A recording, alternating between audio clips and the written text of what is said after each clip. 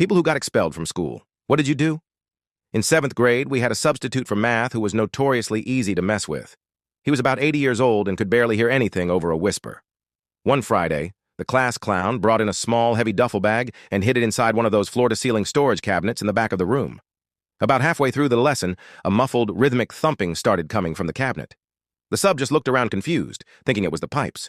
Then, a distinct, high-pitched scratching sound started. It sounded like something was trying to dig its way through the wood. The sub finally walked over, trembling a bit, and slowly pulled the cabinet doors open. A massive, frantic raccoon came flying out of the bag, hissed at him, and started sprinting across the tops of our desks. The sub fell backward into a stack of chairs, and the entire class erupted. People were screaming and jumping onto their seats while the raccoon started shredding the posters on the walls. The sub was so shaken he just sat on the floor, but then the clown and his best friend started chasing the animal with a heavy janitor's broom they found in the hall, swinging wildly and hitting desks instead of the raccoon.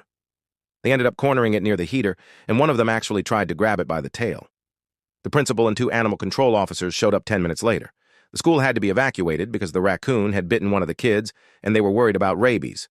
When they searched the duffel bag, they found leftover raw chicken and a printed manual on how to trap wild animals. Both kids tried to claim they rescued it from the dumpster to show the class, but the school didn't buy it. They were both expelled that afternoon for endangering the student body.